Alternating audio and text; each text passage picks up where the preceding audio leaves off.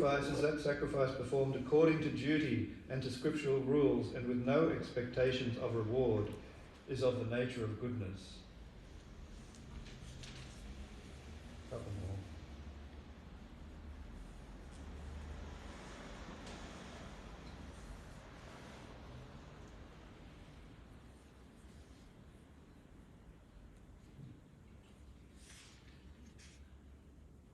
Prescribed duty should never be renounced. If by illusion one gives up his prescribed duties, such renunciation is said to be in the mode of ignorance. Anyone who gives up prescribed duties as troublesome or out of fear is said to be in the mode of passion.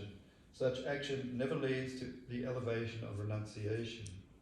But he who performs his prescribed duty only because it ought to be done and renounces all attachment to the fruit, his renunciation is of the nature of goodness or unduty. As for actions, that action in accordance with duty which is performed without attachment, without love or hate, by one who has renounced fruitive results, is called action in the mode of goodness. And one more, two more, sorry. By worship of the Lord, who is the source of all beings and who is all-pervading, man can, in the performance of his own duty, attain perfection.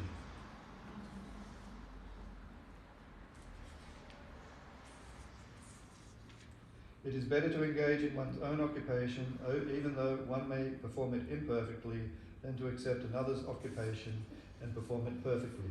Prescribed duties according to one's nature are never affected by sinful reaction. Yeah, so that is some of the mentions, Krishna mentions, of duty in the Bhagavad Gita. So it's obviously a very important subject matter. But how do we know what is our duty? That's a difficult thing in this day and age. This is age that we're living in is Kali Yuga. It's the Iron Age of quarrel and hypocrisy. There are 4 ages and they go and revolve in cycles, the gold and then the silver and then the bronze. Now this Iron Age of Kali, it's the lowest of the 4. In this age, people are short-lived. Intelligence is very scattered. It's symptomized by quarrel and hypocrisy, which we see around the world more and more and more as Kali Yuga progresses. So it's very difficult for people to understand what is their duty. Sometimes their duty seems just to be to survive. It's sometimes a full-time job for people these days. So it sometimes can be difficult to see higher duties. This is why we try and present Krishna consciousness, not so that we can say, oh, we're right and you're wrong or something like that. We present Krishna consciousness so that we can help to instigate a revolution in society where people can learn how to live in harmony with the laws of nature. In previous ages, this living in harmony with the laws of nature and with the laws of God, Krishna himself developed a method for doing this. It's called Varna Ashram. Varna Ashram is the structure for human society to live by, so that everyone in the world can advance spiritually while still being engaged in their regular duties. Varna Ashram is a proper structured society. There are ashrams, for example, you've heard the term ashram, so there is Brahmachari ashram there, and in this day and age, Brahmacharini ashram also.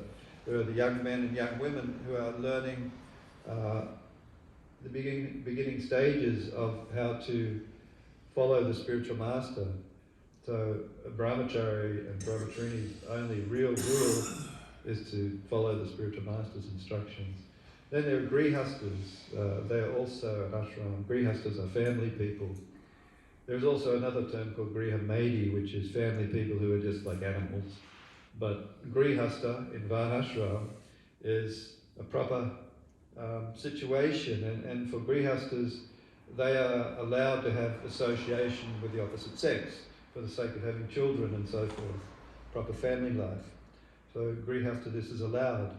But Krishna consciousness is so strong that even people attracted to sensuality like that can still make spiritual progress toward Krishna if their lives are structured in such a way through Varna and ashram.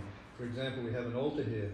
Anyone can have an altar in their home. Families should have an altar in their home and sit before the deities in the morning and again at night and sing and read the scriptures, singing glorification of Krishna. And as you can see, it's really easy to do. Anyone can do it. All you need is a few picture frames and some prints. You don't need to have elaborate statues or huge worship. If it's a simple thing, you can just offer incense, you can offer flour, you can offer garlands like this, you can offer a flame, pure substances. That's all the person needs. Dawn was telling me you're setting up an altar in your home, so you can do a similar thing like that. All you need is a few frames and a few pictures, which I'm sure you will do, and then just offer some. There's not much to it, and then you just offer some incense and a flower, say your prayers, bow. Easy, easy peasy. So these grihastas, and then there are vanaprasthas. They are those who are older grihastas who are no longer in the sensual platform, hopefully, but wanting to delve deeper into their Krishna consciousness. And in this vanaprastha ashram, people can be together or they can be separate, husband and wife. They can live separately or still remain together if they're renounced enough. But they have to be sincere, like for a vanaprastha, someone becoming renounced like that, if it's a man, for example, old man, or old woman, you don't go and hang around the village and gossip. That's not vanaprastha. Vanaprastha means dedicating and separating yourself from material society and focusing on Krishna. It's not true vanaprastha just to wander around and just hang around town sort of thing. Well, the old men used in the old days, they used to play chess, but now I don't know what older people do anymore, but that was sort of a fake vanaprastha.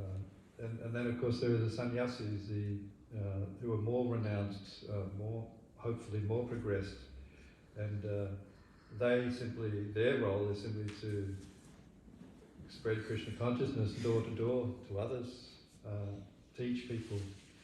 And they are the ashrams, and then there are the varnas in this varna and ashram, varna ashram. There are varnas.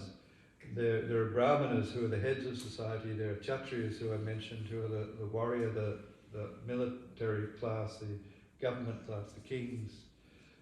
Then there are the vaishyas who are the business folk, cow protection, banking, so on and so forth. Then there are the sudras who are the next class, the fourth class in this Varna society, and they help the others, they help the brahmanas, they help the vaishyas. The brahmanas are considered to be in the mode of goodness. There are three modes of nature: goodness, passion and ignorance. Brahmanas are in the mode of goodness. Kshatriyas are a combination of goodness and passion. The vaishyas are a combination of passion and ignorance. And the sudras are mostly in ignorance. So different modes of nature affect different people in different ways, and therefore they have different status in society. And with this different status come different duties. For example, the duties of a brahmana are to teach. That's one of their primary duties, are to teach others. And to perform sacrificial ceremonies, religious functions, so forth. These are the primary duties of brahmanas. But in this day and age, people tend to think they're brahmanas, especially in India, of course, but even in the Western countries these days, by birthright. They think they're a brahmana, but brahmana is by quality, by qualification, not by birthright. One must be qualified. Like there's a nice guy in town here. He told me he's a brahmana. I said, "What do you?" He said, "Oh, I'm brahmana." And I said, "What do you do?" He said, "Oh, I own a nightclub. Run a nightclub." So this isn't brahmana. To run a nightclub. He's thinking that he's born a brahmana, so he stays a brahmana. No, he's less than Sudra, actually, running a nightclub. And then there are the kshatriyas, of course, the kshatriyas who defend and protect in their proper function. But in this day and age, we see people fighting all around the world. A kshatriya is allowed to exhibit anger, for example. Kshatriya can be angry for the sake of fighting, for the sake of destroying the demoniac persons, demoniac people who are against God, actually. So these Kshatriyas can do like this, and for that they develop anger. But for most of us, it's not a suitable thing to develop too much anger, because for most of us we have uncontrolled minds and senses, and therefore anger becomes a great impediment. We can see that when you become angry, the mind gets disturbed, the heartbeat goes up, you might shake, the eyes go red, all your senses go like that, and even your hands start punching and your legs start kicking. That's anger.